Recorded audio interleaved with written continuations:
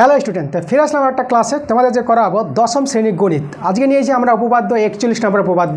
তো page number তোমরা বের করবা বই থেকে। তোমাদের যে বইটা আছে দশম শ্রেণীর গণিত, এই বইটা থেকে চলে যাবা পেজ নাম্বার 211 পাতা। 211 পাতা দেখো উপপাদ্য 41 নম্বর। এই যে তোমাদের দেখো উপপাদ্য আমি দেখিয়ে দেবো যে উপপাদ্য 41, এই উপপাদ্যটা তোমাদের যে করাবো খুবই ভালো উপপাদ্য। এই উপপাদ্যটা খুব পরীক্ষা আসে এবং এই উপপাদ্য থেকে তোমাদের কিন্তু প্রচুর অঙ্ক আসে। এর যে রিলেটিভ যে অঙ্কগুলো আছে, ঠিক আছে, খুব কাজে লাগে উপপাদ্যটা। তাহলে মনোযোগ সহকারে তোমাদের কিন্তু ক্লাসটা করতে হবে। তোমরা দেখো চলে যাবো উপপাদ্য 41 নম্বর। আমরা প্রশ্নটা নিয়ে নিয়েছি। দেখো তোমাদের এভাবে থাকবে প্রশ্নটা, উপপাদ্য 41। এখানে তোমাদের পরীক্ষা লেখা থাকবে প্রমাণ করো যে। আমি ওই কথাটা লিখে নিই, যেভাবে আছে উপপাদ্যটা সেভাবে লিখেছি। আমাদের এখানে আছে, দেখো কি বলছে উপপাদ্যটা। বৃত্তের বহিস্থ কোনো বিন্দু থেকে যে দুটি স্পর্শক অঙ্কন করা যায় তাদের স্পর্শ বিন্দু দুটির সঙ্গে বহিস্থ বিন্দুর সংযোজক সরলরেখাংশ দুটির দৈর্ঘ্য সমান এবং তারা কেন্দ্রে সমান কোণ উৎপন্ন করে। ঠিক আছে, আচ্ছা আমরা ছবিটা আগে তৈরি করব, ছবিটা থেকে ভালো করে বুঝবো প্রশ্নটা কি বলতে চাইছি। তা আমাদের আগে বৃত্তের কথা বলেছে, দেখো তো বৃত্তের একটা ছবি আঁকবো আমরা। চলো এখানে আমরা একটা বৃত্তের ছবি তৈরি করে দিচ্ছি। এই যে দেখো, এই ধরো আমাদের একটা বৃত্ত আছে। এবার বৃত্তের বহিস্থ কোনো বিন্দু আছে, সেই বিন্দু থেকে দুটি স্পর্শক তৈরি হবে। তাহলে আমরা দেখো আমরা এইভাবে স্পর্শকটা তৈরি করছি। আমরা এই বিন্দুটা স্পর্শক তৈরি করছি, দেখো এইভাবে। আর এদিকে একটা স্পর্শক তৈরি করব, এই যে এইভাবে। যে বহিস্থ বিন্দুটা দেখো, এটাকে আমরা পি বিন্দু নাম দিয়ে দিলাম। এই যে এটা বিন্দু, ঠিক আছে, এটা আমাদের পি বিন্দু। তাহলে স্পর্শক যে তৈরি করেছে আমরা এখানে ধরে নিলাম এটা আমাদের এ বিন্দু, আর এখানে আমি বিন্দুটা নিয়ে নিলাম, এটা হচ্ছে বি বিন্দু। তাহলে দুটি স্পর্শক দেখো, একটা হচ্ছে আমাদের পি এ স্পর্শক, একটা পিবি স্পর্শক। এই দুটি স্পর্শক বহিস্থ বিন্দু থেকে বলেছে। দেখো বৃত্তের বহিস্থ কোনো বিন্দু থেকে যে দুটি স্পর্শক, এই যে দুটি স্পর্শক পি এ এবং পিবি স্পর্শ অঙ্কন করা যায়, অঙ্কন করেছি আমরা, তাদের স্পর্শ বিন্দু দুটির সঙ্গে, এই যে স্পর্শ বিন্দু দুটি আছে, এই একটা বিন্দু একটা বিন্দু, স্পর্শ বিন্দু দুটির সঙ্গে বহিস্থ বিন্দুর সংযোজক সরলরেখাংশ, মানে এখানে বলতে চাইছে বহিস্থ বিন্দুর সংযোজক মানে এই যে পি এটা, ঠিক আছে, আর এদিকে পিবিটা, এই যে আমাদের পি এ এবং পিবি, এই সংযোজক সরলরেখাংশ দুটির দৈর্ঘ্য সমান বলে দিয়েছে। আমাদের এখানে এই যে পি এ সমান সমান পিবি দেখাতে হবে, তাই না, পি এ সমান সমান পিবি। আর কি দেখাতে হবে, এবং তারা কেন্দ্রে সমান কোণ উৎপন্ন করে। তারা বলতে কেন্দ্রে, দেখো কেন্দ্রবিন্দু এখানে আছে আমাদের, কেন্দ্রবিন্দু নিয়ে নেব। এই যে আমাদের কেন্দ্রবিন্দু, যার নাম ও দিয়ে দিলাম। এবার এখানে দেখো আমরা এই যেগুলো যোগ করব, এই যে ও এ, ও বি, ও পি, এগুলো আমাদের যোগ হবে, তাই না। তো কেন্দ্রে যে কোণ উৎপন্ন করবে এই যে স্পর্শক দুটি, সেই কোণ দুটিও কী হবে, সমান কোণ উৎপন্ন করবে। আচ্ছা তাহলে আমরা কি কি নিয়েছি, ঠিক আছে, সেটা আমরা এখানে ধরে নিব। আমরা লিখব অ্যান্সার। দেখো আমরা এখানে ও কেন্দ্রীয় বৃত্ত নিয়েছি, এখানে তো ও কেন্দ্রীয় বৃত্ত বলিনি, কিন্তু আমরা নিয়েছি ও কেন্দ্রীয় বৃত্ত নাম নিয়েছি, তাহলে এখানে ধরেছি আমরা। তারপরে ধরি দিয়ে শুরু করলাম। ধরি ও কেন্দ্রীয়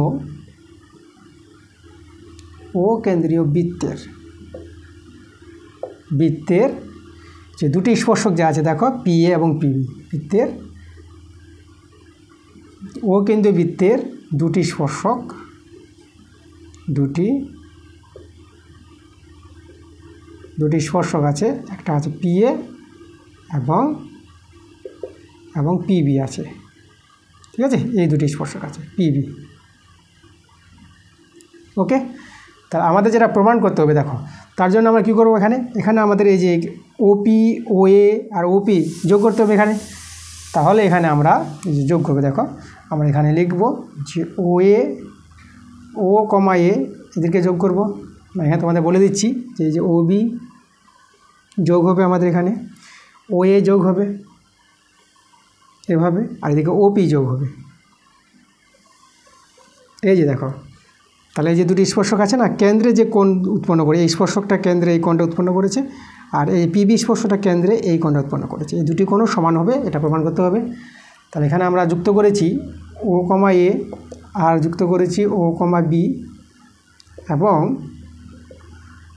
ও কমা পি যুক্ত করলাম,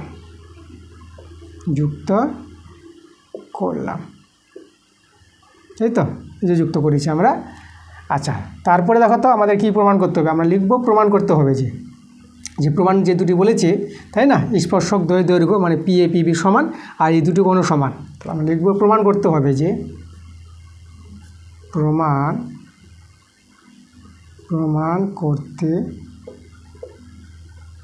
হবে যে আমাদের যে প্রমাণ করতে হবে, এই দেখো পি এ সমান সমান পিবি, এটা প্রমাণ করতে হবে।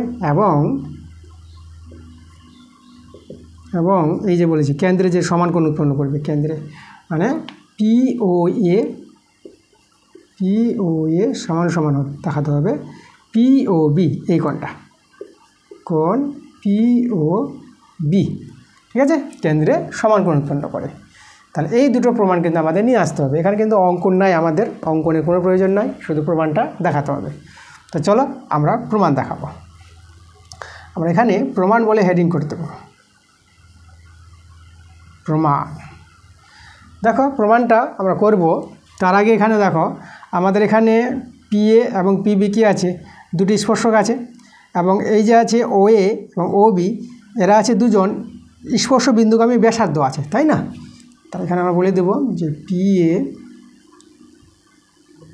এবং পিবি দুটি স্পর্শক এবং ও এ ও বি, এই যে ও এ এবং ও বি আছে স্পর্শ বিন্দুগামী ব্যাসার্ধ আছে, এরা আছে স্পর্শ বিন্দুগামী ব্যাসার্ধ।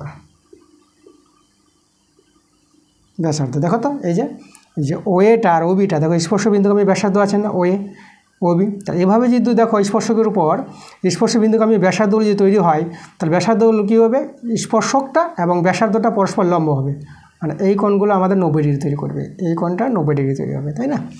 তাহলে এখানে আমরা বলতে পারবো এই যে ও এ লম্ব পি এ। তাহলে এখানে দেখো আচ্ছা আমি এই কোণ দুটোকে আমরা 90 ডিগ্রি দেখিয়ে দিচ্ছি, ঠিক আছে। তাহলে অতএব দিয়ে আমরা বলবো এই দুটো কোণ সমান হবে এবং 90 ডিগ্রি হবে। এই যে আমরা বলবো এই কোণের নামটাই বলে দেবো ও এ পি, ঠিক আছে, এটা 90 ডিগ্রি হবে, আর এই কোণটা 90 ডিগ্রি হবে। এই কোণের নামটা আমরা ওবিপি বলে দিচ্ছি, ওবিপি, ঠিক আছে। এটা কিন্তু কী হবে, এই যে ওবিটা লম্ব আছে বলে এখানে 90 ডিগ্রি হবে, আর ও এটা যে লম্ব আছে পি এর পর এটা 90 ডিগ্রি হবে, ঠিক আছে। এটা আমরা পেয়ে গেছি। এখন আমরা কি করব, এখানে তাহলে দুটো সমকোণী ত্রিভুজ দেখতে পাচ্ছি। এই কোণটা 90 ডিগ্রি হলো পরে দেখো তো এই যে পিও এ এটা সমকোণী ত্রিভুজ, আর পিও বি এটাও সমকোণী ত্রিভুজ। এই দুটো সমকোণী ত্রিভুজ আমরা কি করব, সর্বসম প্রমাণ করে দেখাবো। আচ্ছা, তো আমি উপরে জায়গাটা প্লেস করব। এখন আমরা এই দুটো ত্রিভুজ নিব, এই দুটো ত্রিভুজকে নিয়ে সর্বসম প্রমাণ করে দেখাচ্ছি। দেখো ত্রিভুজটা এটার নাম দিব পিও এ, ত্রিভুজ পিও এ ও ত্রিভুজ এই ত্রিভুজটা পিও বি, এর আছে সমকোণী ত্রিভুজ আছে এর।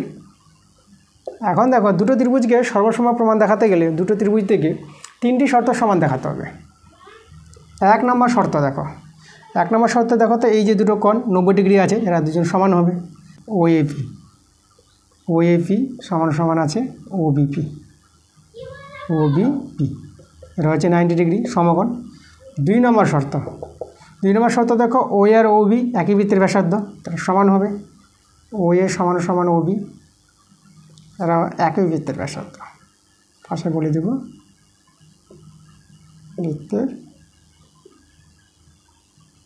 একই বৃত্তের ব্যাসার্ধ। 3 নম্বরে আমরা দেখাতে পারবো, দেখো যে ওপিটা আছে না দুটো ত্রিভুজের সাধারণ বাহু, আমরা এখানে বলে দেব ওপি সাধারণ বাহু,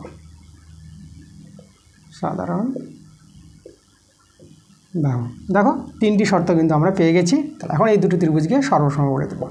ত্রিভুজ পিও এ সর্বসম, এই যে সর্বসম চিহ্ন এভাবে হয়, ত্রিভুজ পিওবি। দেখো এই দুটো ত্রিভুজ আমরা সর্বসম পেয়ে গেলাম। এবার যখন দুটি ত্রিভুজ সর্বসম হয়ে যায় তাহলে ওদের সব কিছু সমান হবে, মানে অনুরূপ কোণ অনুরূপ বাহু এগুলো সমান হয়ে যাবে। তাহলে আমাদের কি দরকার, আমাদের এই দুটো কোণ সমান দরকার, এবং অনুরূপ বাহু দেখো যে পিএ এবং পিবি সর্বসম ত্রিভুজের অনুরূপ বাহু দুটি পিএ এবং পিবি আরও সমান হবে।